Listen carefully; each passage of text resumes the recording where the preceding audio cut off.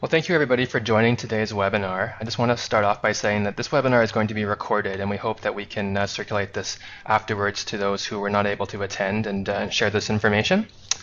So today's webinar is titled, How Can Pro-Poor Enterprises and Small-Scale Renewable Energy Technologies Become More Integrated into the Cambodian Economy? My name is Ryan Kadawaki, and I am a Communications Officer with Nexus, and I will be hosting today's webinar. So before I proceed with my introduction, I'd like to point out a few details about our webinar platform today, Skype for Business. So as we have a number of people participating from around the world, microphones have been muted for this call, except for the presenters, because we want to try to maintain audio quality throughout the call. We would encourage you to ask questions through the instant messenger function, and you can access this by clicking on the small quotation bubble icon that appears in the menu, and this will display a normal looking chat function. So please submit your questions throughout the presentation, and following our presentation we will have a question and answer period to address these. And also please let me know either through the chat function or via email if you're having any technical difficulties, and I'll do my best to assist you with that. So today's webinar is being hosted by Nexus and features the research of one of our member organizations, the Small Scale Sustainable Infrastructure Development Fund, or S3IDF. I will begin by quickly introducing Nexus for those of you who are not familiar with us. We are a cooperative, not-for-profit organization with 23 members, and our work focuses on supporting vulnerable communities by scaling up successful projects. Our office is located in Phnom Penh, Cambodia, and we have been operating since 2009. I will now introduce our presenting organization, S3IDF. They are an international development organization that promotes inclusive market and financial systems by addressing barriers and gaps that prevent poor and underserved populations from fully participating in the mainstream economy. They have offices in both the United States and India. Today's webinar will present the findings from S3IDF's recent study, the Social Merchant Bank Approach, Opportunities for Dissemination to Cambodia. This research was made possible in part through Nexus's Grants for Innovation program. This program supports innovative approaches to climate change mitigation and poverty alleviation that have the potential to achieve large-scale dissemination. I will now introduce our speaker today, Dr. Russell DeLucia, the President and Executive Director of S3IDF US. Trained in engineering and economics with a PhD from Harvard University, Dr. DeLucia is a pioneer in the field of development finance and infrastructure development, with experience in more than 60 countries, covering every geographic area of the world. Prior to creating S3IDF, he was a consultant for bilateral and multilateral development finance institutions such as ADB, IBRD, IDB, IFAD, and IFC. Dr. DeLucia has written and presented extensively on infrastructure, financing, environment, and development issues, and in recent years been a regularly invited presenter at the sessions on financing energy access at the Asian Clean Energy Forum held at the Asian Development Bank. Thank you very much for speaking with us today, Dr. DeLucia, and I will now turn the microphone over to you. Brian, thank you very much for the introduction, and thank you all for joining this webinar. I'm going to get to it, okay, since we have limited amounts of time, and I hope you all are able to see the slides in the background, okay. The presentation is organized, okay, in 5 different parts. There'll be a quick overview about, beyond what Ryan has mentioned about S3IDF, and a little talk on the study process, and in particular the social merchant bank approach, and then focus in particular, okay, on the findings of the study, okay, and then pointing the way towards an application which we hope will happen, okay, in actual implementation in Cambodia. As Ryan said very quickly, okay, something about our mission, okay, S3IDF's Social Merchant Bank, okay, approach, okay, is designed to connect basically members and connect and strengthen people in the ecosystem, okay, of entrepreneurs, financial institutions, technology suppliers, and others, okay, to be able to promote, okay, greater integration for poor households and communities into the mainstream economy through market-based mechanisms.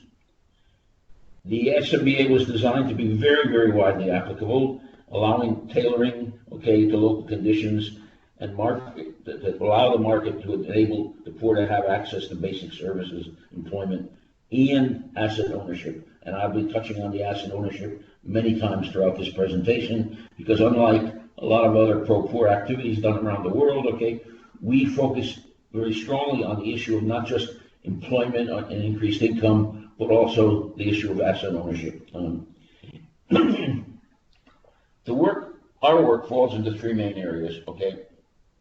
One is supporting entrepreneurs by helping them to create and access effective business plans, access technology and equipment for their enterprises, and secure financing to allow them to operate and grow. In some cases, create, operate, and grow their businesses.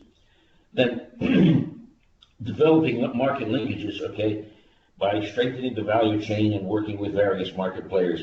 And that's very important in the sense, okay, all of these players that are part of the ecosystem, okay, suppliers of enterprises, developing the linkages with, and often helping them to remove barriers, okay, to business transactions. Aside from those focused on the ecosystem itself, okay, around entrepreneurs, okay, we have in our mission, okay, spreading the approach by building the capacity of other groups and institutions to incorporate the social merchant bank approach in their work, okay, and in their programs and projects, okay, and then ultimately affecting a broader impact, because that's where we are now, okay. This is one of those exercises to try and get this social merchant bank approach applied in Cambodia by others, okay, with or without, okay, our assistance. Now, when we come to the study itself, okay, the study was involved three phases. One is an assessment of the challenges and opportunity of applying the social merchant bank approach and I will probably start saying SMBA instead of the full social merchant bank approach. Determine the interest in and support for an SMBA application among communities, among Cambodia's communities in the financial sector and the development community, and of course, entrepreneur community itself, okay? And then evaluation of an overall potential of the SMBA in Cambodia.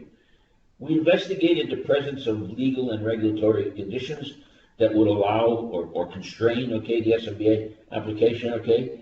And then we looked in particular at the market relevance of selected technologies and key providers and their distribution. Regarding the relevance, this focus was mostly on renewable energy space and renewable energy technology, because that was basically the scope. It's both what Nexus focuses on, and therefore in our scope for the work. Okay, but when the SMBA is applied, okay, in other areas and other programs, it can look very much okay together. So the study included desk work, field work with interviews, okay, and meetings, and a workshop with a range of public and private players. Continuing, I'm now at the key characteristics of the social merchant bank approach, which is geared, okay, basically to providing a bundled support, okay, of integrated business development, technical, and financial support. Particular to this is leveraging the co-financing so that we can draw on a revolving fund created to implement the SMBA, okay, and that provides a menu of gap-filling finance so others will come in and support the same investment deals, okay, in one way or the other. And that menu has to include almost any, and does include almost any form of financing, okay, that is relevant. Debt, equity, partial risk guarantees, okay. And to allow in this process, okay, that technical innovations, okay, can be made available to low-income players, okay, so that they can adopt off-the-shelf technology and uses the evolution of technology and materials, okay. You all know about photovoltaics, okay, which has been one of the things that's evolved dramatically in the last couple of generations. But think also about plastic pipe that allows you, okay, a Sherpa or and a worker to take penstock for a small hydro up into the hills easily, as opposed to what your father or grandfather had to do with steel pipe, okay? And it works, it's designed to work all the way across the value chain, from the upstream suppliers of know-how and technology down to the delivery out to the ultimate customer, okay? And as needed, it includes the incubation of enterprising and entrepreneurs, so that one could take, okay, lessons learned elsewhere to strengthen these players, okay, and facilitate partnerships between the entrepreneurs with financial institutions and others to foster livelihood improvements, okay. Now, that means we don't worry just about the supply of energy. We in particular worry about, okay, the livelihood enhancing kind of investments such as irrigation, pumping, or dry or cold storage, and all of which are energy dependent. And then therefore you draw to use a civil engineering phrase, you draw your free body cut, okay, around both the supply side and the demand side, okay. And in the overall dimension, okay, the SMBA has been created to be a win-win in its transaction, okay, so that donors, technology and suppliers, beneficiaries, and local financial institutions all benefit from its application, and therefore, okay, once exposed to its concepts and ideas, are interested in hopefully supporting it and implementing it. Now, moving on and not commenting about the photos, because my colleagues tell me I have a tendency to go on and on about the photos, and therefore, okay, eat up all the time that I'm supposed to be talking substantively about. But you do notice that the photos are pretty, okay, and they're real and they're Cambodian. So when you look for the potential of the application, okay, it should increase market penetration of small-scale renewable energy investments and financial structures to benefit the poor and underserved communities. However, the reality is, okay, is there are aspects of the Cambodian energy, financial, and development sectors that affect how the SMBA can be applied, okay? And it's clear, okay, that there are opportunities that exist through public and private players that have roles and activities that are already supportive of some aspects of the SMBA and of the leveraged co-financing and related deal structuring, the two things that are very critical of this approach, okay? And the deal structuring, if we have time, and I'll bring up, includes deal structuring in a way that when the debt, okay, is paid off, poor communities and poor households and others end up owning part of the assets, okay, if not all of them, okay, rather than just other players who are outside of the board. And it includes, the application can include developing a new portfolio of investments for selected partners, okay, or whose scope and geographical coverage is limited, or it can be built on opportunities through existing development programs of larger actors who have a wider geographical focus, okay, and sectoral focus. Now, again, talking now a little bit about the focus on technologies and investment classes, and again, not saying anything about the pictures. You won't notice how difficult it is for me to not do that, okay. If you can conceive of focus on difficult to service areas in Cambodia, that's where the greatest impact is going to come from applying the social merchant bank approach, okay?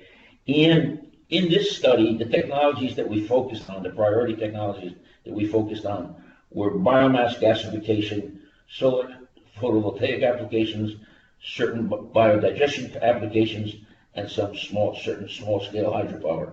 With focus particularly, okay, on those, because they have not had a lot of focus and attention and market studies, okay, done before, okay, and that that's not to imply that the social merchant bank approach is only applicable to these, because in other areas, okay, you can focus, you would be applying this for any other kinds of infrastructure services that are needed, okay, for livelihood improvement. That means potable water, sanitation, and in our work elsewhere is being done on those other infrastructure areas. And the range of investments that you are then looking at when you think both about the demand side, okay, and the supply side, okay, is really enormous, okay, from a few $100s, okay, to many tens of thousands of dollars, okay. But that's all still very small when we say small scale infrastructure relative to big dams or others, generation facilities. Okay, but it does have a very significant range, and that's very relevant. Okay, to thinking about the financial institutions that can be of help in there. Okay, because some financial institutions, the range of their investment focus and capacity, is not in that whole range. Again, a critical issue here, is the financial institutions. The whole sector, in Cambodia has, some characteristics that are important to note. One is that there's really limited financing products, options available. Yes, there's their deposits and loans are the primary financial products offered. There's very few non-financial institution or non-FI bank, non-FI operators, operating there. For example, leasing companies, impact investor, venture capitalists, and those players who are working with crowdfunding. That's not to say there's none of them. But they're not the many banks and microfinance institutions that are there, for which I'll mention stuff. But for all of them, one of the problems, is the risk aversion that you find in financial institutions everywhere, but particularly banks and others, and the lack of wholesale financing so that you can get larger players, with access to money supply, passing it on to others that are further down the supply chain. And in Cambodia, it turns out that you have not just a lack of affordable financing, but lack of sometimes what we call the footprint. So the availability of finance, particularly that exists at all, is mostly from microfinance institutions. It's expensive, and its terms are too short to address some of the things that are needed for the kind of investments we're after. You basically can't pay back a gasifier and make it viable. With 18 months to 2 years of financing. And unfortunately, the banks, are, let's just say they're not what they ought to be, and they're not serving the role that they need to in the development space of this country.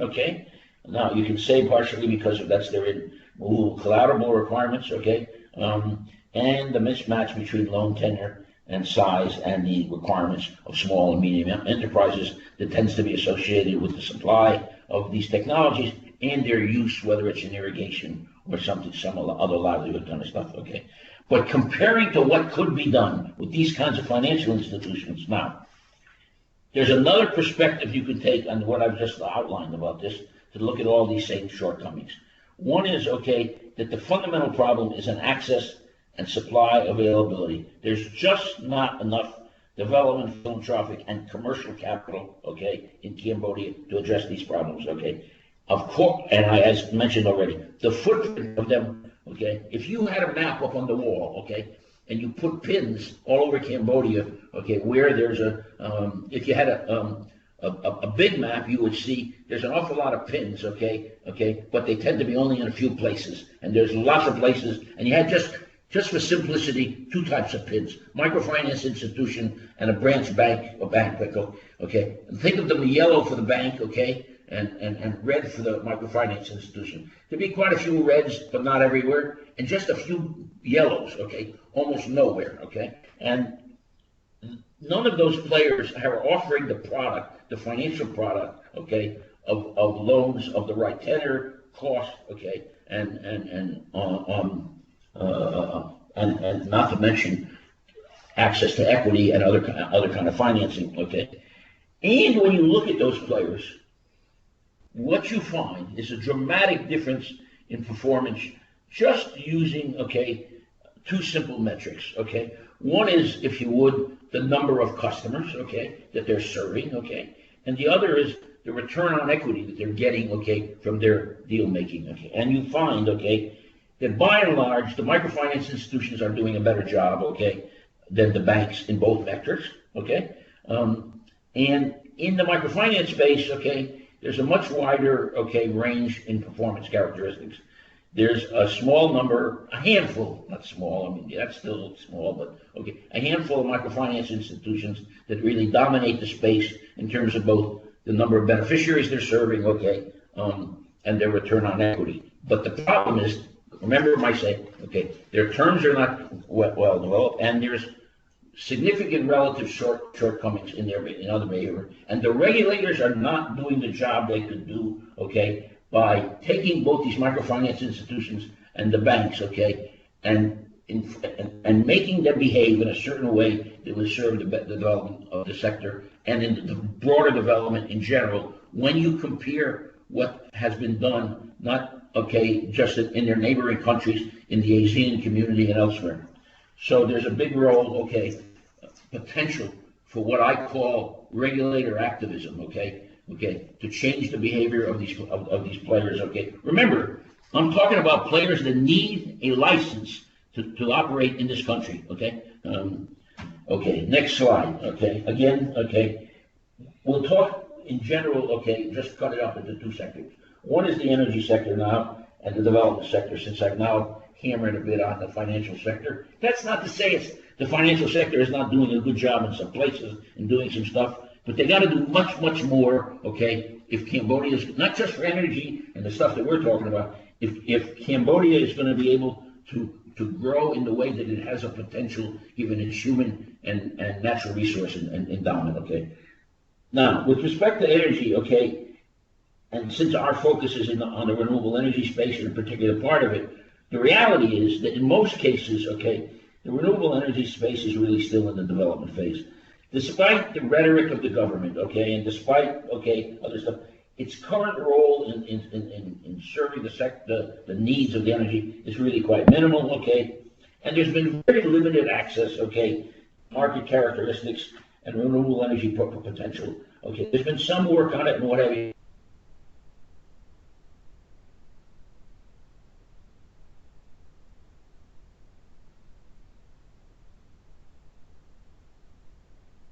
There's been more work done on one big damn study, okay, than practically all the stuff done on small distributed options, okay. Now, in the development sector, okay, there needs to be much, much more attention, okay, to what they can do and get over some of the problems that they don't do, which is really think about the intermediation, okay, of their money down to the ultimate beneficiaries, okay, and then using that intermediation much more of the private sector as opposed to the public sector. In a way that the private sector, okay, whether they be, microfinance institutions getting wholesale finance from banks or from international development institutions in a series of intermediation, but where there's players that are involved and have skin in the game. And get over the silo problems that exist, okay, in so many development finance institutions and organizations, that the reality is that they tend to have the people who worry about the supply side, okay, are not ones who also worry about how you're going to do the livelihood investments with them, okay, and so if you don't do that kind of coordination and think about how to do investments that deal with both of those, okay, you basically just are not getting the bang for the buck that you need, okay, and this silo effect and silent problem is not unique to Cambodia. Boy, is it not unique to Cambodia, okay? And they need to be able to do, okay, how to use blended capital structures, okay, of grant, okay, and non-grant monies, okay, and to put that together in a way that facilitates not just local finance, but I mean international finance or large, but local finance too. So just remember that when you think about these sectors, one other point, okay, this lack of donor, okay, activists in trying to do some of this kind of collaboration and breaking the silo. We've talked about renewable energy, okay, but at least there's something happening. There's almost nothing happening in the energy efficiency space, okay, where there is lots of low-hanging fruit that could be captured with good deals, okay. We think, okay, that this study suggests that you could have applications, okay, and it's clear it will involve, okay, a series of stages. In that assessment, okay, of investment pipeline and feasibilities, developing the partnership agreements to bring these things to fruition, okay, obviously securing funding, okay, to make those partnerships happen, okay, and then building an pilot investment portfolio that integrates the social merchant bank approach structures in going forward, okay.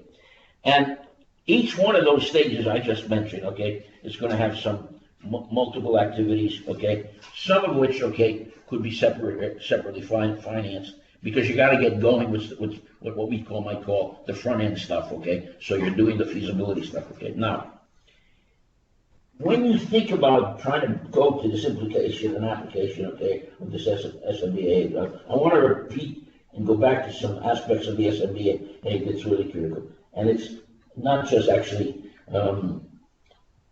SMBA, anything that's really pro-poor, okay, and financing and structuring Medicus. We have to face the reality, okay, that end user and small enterprise, or end user being communities or households, have to overcome first cost capital, technology, and cost barriers. Just like everywhere in the world, okay, and that includes actually aspects of the developed economy. So poor people can't afford to pay cash for technologies, okay, and non-poor people can't even, okay. So you can't have someone whose income is only in the hundreds of dollars paying some hundreds of dollars, okay, for a solar home system on a cash basis, okay, and that's not, and even if they have some more of that, they're going to be okay, limited, okay, and to overcome that. So they've got to have financing, okay. And to do this work in the stages I just outlined, okay, you need development and philanthropic capital. Primarily, even if the deals, and they should be designed under the SMBA, that they will be financially viable with the appropriate financing going forward from the point of view which you've figured out what to do. But the front end work, the studies, the preparation, and whatever, usually has to be done, okay, with soft costs, donor and philanthropic capital. Remember what I said earlier, okay? There's been very limited studies on these. We're not talking about situations where there's a cookie cutter model, okay, and you can come in and do for investment N what's been done for 17 before that, okay? In most cases, there's been 1 to 5, okay? Not if you look at some other neighboring countries where the numbers of those investments that are similar to this are in the many hundreds already, okay? And the leveraging of local finance is absolutely critical, because there is simply not enough money, either government money or international donor money, whether that's for soft money and philanthropic sources, okay, or international donors, okay. So what you need is mechanisms for investment structure that deal with that are pro-poor and risk mitigation. In general, that's going to be what things I mentioned earlier, which is the gap-filling finance, okay, for the enterprise, but also guarantees and other credit conditioning for the financial institutions. And if you have strong suppliers of equipment, they could provide equipment supplier financing. And most importantly, in the broader sense, okay, to really impact the poor, okay, is to structure the deals such that after the deals are financed and they've gotten to paid off, in the end, poor communities end up owning this asset. Look around the developing world. Look around typical deals that have helped poor people with their livelihoods. Very often, somebody else ends up owning those assets. They may get to benefit from it, okay, but not nearly as much as they could do with ownership, okay. So that allows me to segue right into one of my next points, okay. Investing for impact on the poor, okay, is not the same, okay, as impact investing, as many define it, okay, because too much assistance, okay, on that, okay, has focused on, without having the well-designed implementation and intermediation, so that it's actually really helping the poor. And it may not, because of the mix and blend that you need, as I mentioned before, of both soft money and what I'm going to call hard money, okay, which is the money that comes here from the microfinance institution, is very hard, okay, that there's not enough, okay, focus on such that the poor really benefit. And you can't make the kind of commercial returns that is often thought about when we see people, so-called impact investors. I'm not saying no role for them, but they can't be the primary role, okay? And that means you've got to have very careful work on the intermediation between that source of the money and the ultimate needs to change the ecosystem that I talked about before, and that has to be able to deliver not just money, but the technical assistance and capacity building so that the bundle of business development services, access to the technology, and financing can be delivered collectively. I like to say that applying the SMBA approach, okay, that its innovation is in the delivery of this bundle of services, okay? And what you should be doing, okay, is invest so the poor's livelihoods and incomes improve, but critically think about ways to structure deals so their asset ownership, okay? And that none of that, both the livelihoods and the asset ownership can't happen without access to infrastructure services. But the deal structuring on this stuff is very important. So if you're underwriting with development and philanthropic capital, the development of this, it ought to damn well be the poor people and the poor communities that end up benefiting the most by that in terms of asset ownership, as opposed to just more commercial players who are not necessarily coming from, okay, the poor segments, okay. But that takes more work, more preparation, okay, and more deal structure, and that unfortunately is not done enough. But it's done if you make of the application of the social merchant bank approach, okay. And if you think about this and you look at what the poor can do, what you find, okay, is that very often that they have some own basic entrepreneurial skills, okay, that if they can be built in, okay, they can be very important contributors to this changing of the ecosystem in general, okay, strengthen them to be able to take advantage, okay, of this ecosystem that you're building, okay. Now, we think that in Cambodia, okay, like other places, okay, the social merchant bank approach can be applied, okay, across various geographies, sectors, and with particular focus. For example, okay, if you had Women's World Banking coming into Cambodia and saying, you know, I only want to do deals and help, okay, stuff where the women entrepreneurs are helped, okay, you can design that. Something else, or somebody only wants to do certain provinces of parts of Cambodia.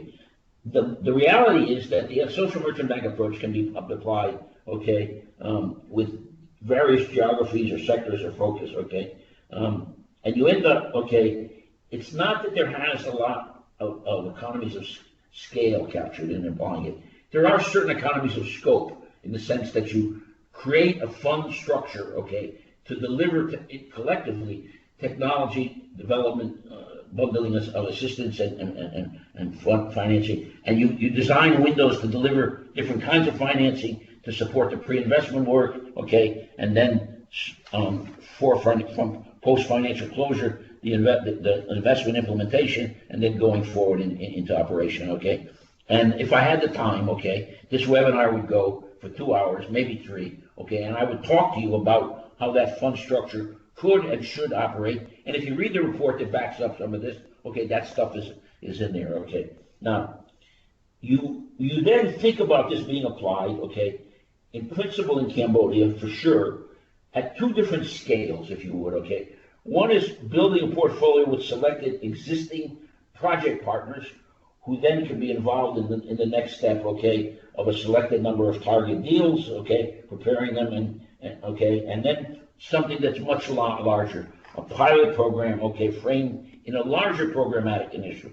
And I'll mention, in Cambodia, okay, it is clear to us, okay, that there's, okay, examples of possible doing that, of applications of that, at both this, what I'm going to call more limited scale and scope, with players that exist in their programmatic effort, and at least one very large, if you want to say, all India. I was working on India last night, okay, and wouldn't you know, okay, that I mentioned, okay, India instead of Cambodia, okay, but if you go back 2 days ago, I would have mentioned Myanmar instead of Cambodia, and a week ago, it probably would have been Haiti, excuse me, okay. Coming to looking at detail in Cambodia, if you look at the French NGO, I can't say it in French, I'm sorry, okay. It's basically the agronomists and veterinarians without borders, okay, and their program work that they're doing, okay, in Cambodia, okay. If you focus and apply the SMBA approach with them, okay, and where they have existing donor relationships and existing experience delivering, okay, services to poor people and communities, okay, and they apply the SMBA approach, they could get a lot more bang for their buck, okay. And I'll mention just a couple of others, okay. One is the Cambodian Rural Development Team, as well as the Oxfam team. And then on the big picture, all India scope, okay. There's a new initiative being done by one of the carbon trust funds, okay, being administered by the Asian Development Bank, okay, that's in its early stage. It's calling Scaling Up Renewable Energy in application in Cambodia for the Scaling Up in Low-Income Countries program, okay. And it's got enormous potential to apply the SMBA approach. Unfortunately, the way that program is designed, okay, it doesn't have enough TA. It's got basically financial support in it. But if it could go across the street, okay, and have a nice collaboration, which we think is one of the things, the shortcomings of the donors, with the Australians, okay, the Australians have a program that focuses on certain particular areas, okay, that overlap with what the SERP program does. And all they deliver with their program, or are designed to deliver, is technical assistance. And one of the things about applying the social merchant bank approach is you create a structure where you can get this kind of synergy from what two different donors coming into the same fund or facility, okay, and their resources being used, okay, to get this. So if you look at the potential, okay, and I'll talk about these two different kinds of cases, okay, and you can find a way to build on what exists, okay, both at the limited scale, either geographically or sectorally, okay, as well as at least one of the All Cambodia initiatives. It's clear you could find, okay, a way to show the way, okay, to get the SMBA approach applied in Cambodia. And we hope that results. We have ideas about trying to help them chase that, or, okay, and if possible, we would be glad to help transfer the skills and experience from elsewhere we have. Because the reality is that if you don't take the innovative, okay, pro-poor kinds of approaches of the SMBA, and you don't leverage the capacity of other donor monies, okay, and philanthropic monies, to get the local capital markets to support these kinds of things. And not just, this is focused on certain parts of renewable energy, but it's just the same thing on a lot of other areas, okay, on water supply and other kinds of assets that are absolutely needed to solve the poor, okay? And if you don't, okay, Cambodia's going to continue to grow, okay? It's going to do okay, probably, okay? I think, well, because it's got these enormous human, okay, and natural resources, but nowhere near what it needs to, okay, or could. And as a consequence, the poor in Cambodia are not being served well by the development, okay, and energy sector players, okay, by not looking at more innovation, aspects of innovation that take into account aspects of the social merchant bank approach. Not necessarily, okay, every detail. As I said earlier in our presentation, you can adjust the approach, okay, to fit the local conditions. And that means local conditions for what a player who's only dealing with part of the things, as I mentioned, okay, for the Cambodian Rural Development Team, or in an all Cambodia effort, okay, such as going to be happen under this climate fund initiative. Okay, I'm wrapping up now. I thank you for your time, okay, and most importantly for your patience, okay, and please ask me a question about at least one of the pictures, okay. Thank you. Thanks very much, Dr. DeLucia, for that presentation. You've given us a good overview of the challenges and the opportunities of applying the social merchant bank approach in Cambodia. We've got just under 20 minutes remaining in our time today, and I'm going to give the audience an opportunity to type up their questions. If you just click on that quote bubble icon that appears in your menu, it'll open up a chat window, and if you can type in your questions there, I will read them out loud, and Dr. DeLucia can address them. So just as I give folks an opportunity to do that, I'll lead off with a question, Dr. DeLucia. You mentioned that financial systems and renewable energy ambition were challenges in Cambodia, and I imagine other developing countries as well. So I was just curious in your research if you know of other developing countries where conditions might be more optimal that Cambodia could look to for some reforms or some guidance that might increase their potential for having the SMBA applied in the country. Well, first it could start looking at its neighbors, okay? I guess it's the year before last, okay? There's been some all ASEAN studies on some of the stuff. So, if you look in Thailand, for example, okay, while Thailand doesn't use the SMBA explicitly, okay, there are a lot of innovative programs that are being done by players, both on the practitioners and the banking and the government side, with respect to special innovations and incentives. And of course, the banking and microfinance players have a much greater footprint. The first thing is, of course, the greater footprints, okay, of the institutions. So Cambodia is a little, it's not the only one that's in the world that's relatively, to go back to my analogy, okay, there's not a lot of pins all over the map, okay, the way there is, okay, in some countries, such as India, okay, but there's also not, okay, the activism of the regulators, okay, now, that's a very important thing, okay, government and the regulators, okay. If you look, for example, at the incentive programs that there's an incentive program in Thailand that takes a cess that's put on petroleum, and it creates a fund that basically you can come and apply for pre-investment work, okay, with soft money that's very often needed for renewable energy. So that is a structure that provides that money, okay, for deals that we would like to see get done, okay. It's not necessarily depending on who's going to put the deal together, it might not necessarily be pro-poor, but it certainly be renewable energy, and it will address the pre-investment program that you have. Okay, there's lots of menus, okay, of innovation, okay, that has been done. Okay, there's actually there's an All Asia initiative that has looked at some of these things. Okay, and of course, in the case of where we're applying it, and also looked at what we did in Nepal. A very key issue about this is activist regulators in terms of what the banks have to do, okay, and activist international donors, okay, so that they force intermediation to happen in a better way. That's now for the very first time happening in this area, with the French donor, okay, and the Foreign Trade Bank to be the intermediary, okay. But Foreign Trade Bank is yet to have any of its own skin in the game, but at least it's going to learn how to do this stuff, okay. If you walk across the ASEAN community, okay, whether it's Indonesia, okay, or Laos, okay, Vietnam, okay, many of the donors, okay, international donors, already have learned how to do good intermediation with private players to deliver, okay, these services that are needed, okay, and very often targeting poor communities, okay. So there's pieces of the innovations that are needed, okay, and there are pieces of this, okay.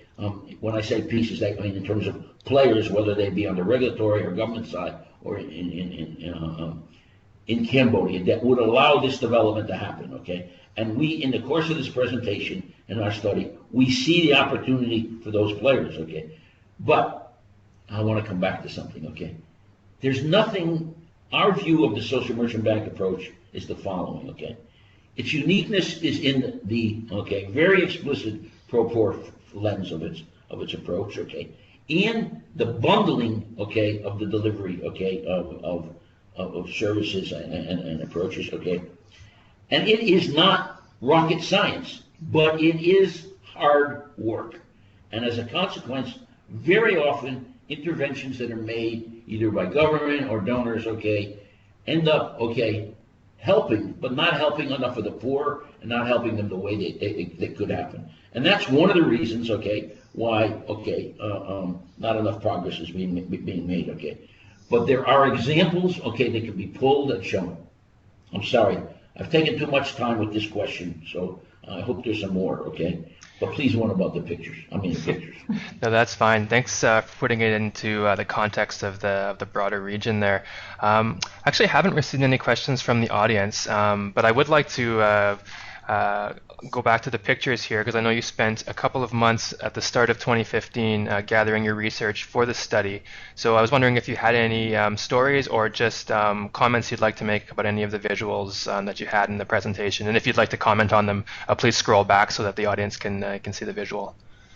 Go back to the very first slide, okay, the opening slide, okay? And I'm gonna, that's gonna allow me to deal both with a specific, okay, and a generalism, okay?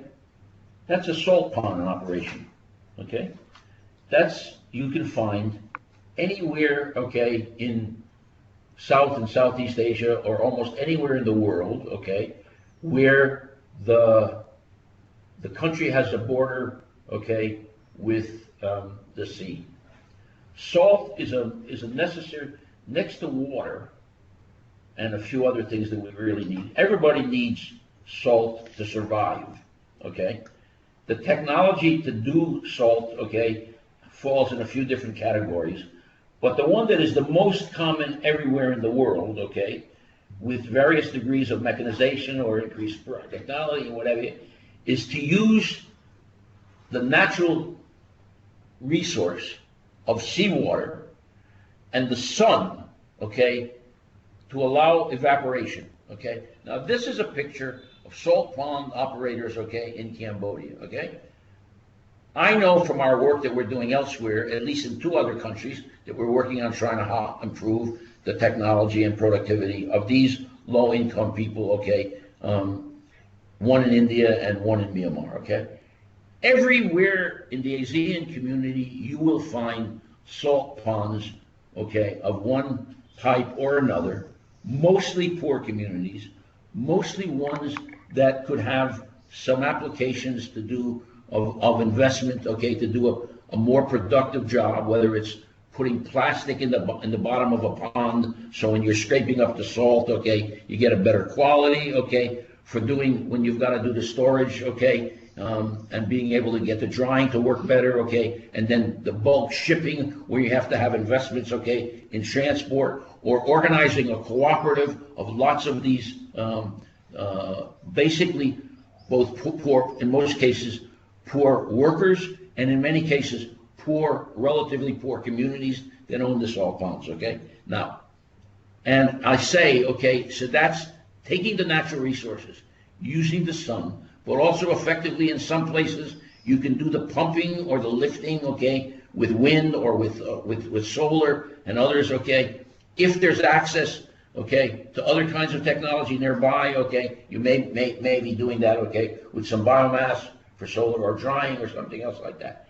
And you will find applications like that everywhere, okay, in as I say, everywhere that's got access to the sea. Where or where not, there has been applications of innovative financing and trying to help those poor people, whether that's in organizational, bringing them better technology, bringing them financing. It's part of the reason we lead with that picture, okay? Because it is so, that issue of salt, along with water, okay, that are clearly necessary, okay, for livelihood, okay, is so necessary and why we use it. Okay, now, if you want me to go pick one of the other pictures, okay? Actually, Dr. Galusha, okay, we do have a question from the audience here. Thanks very much for that explanation, though. So we've got about 5 more minutes to address this question. It came in from Timol, and they ask, will this approach to help the pro-poor enterprise in Cambodia to access investment funds at a lower financial cost than is currently being charged by banks or MFIs in Cambodia, and how? Get the activist regulators to tell the banks to do their job, that they have a license, they're getting very low return on their equity. And then one of the things that they should be providing, okay, is wholesale financing to the microfinance institutions. And the microfinance institutions should be able to put together, okay, structures that allow for longer finance at less than anywhere from 16 to 24% a year, okay? Okay, where you can borrow bank money, okay, for like 8%, okay, with collaterals in Cambodia, and those banks should be required, okay, to target a certain amount of their lending to certain sectors, not just for renewable energy, okay, but for other things that are pro-development, okay, and they should be providing wholesale finance.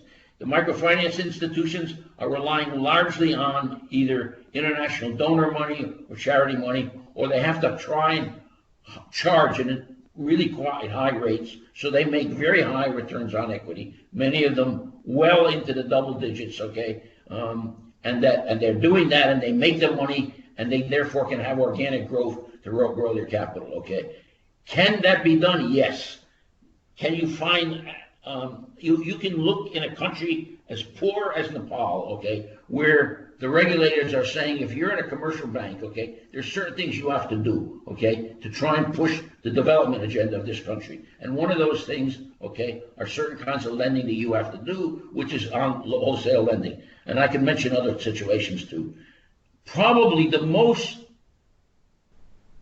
important issues of addressing these kinds of things is to get institutional change, okay, by both the activists and the government and the donor community, okay.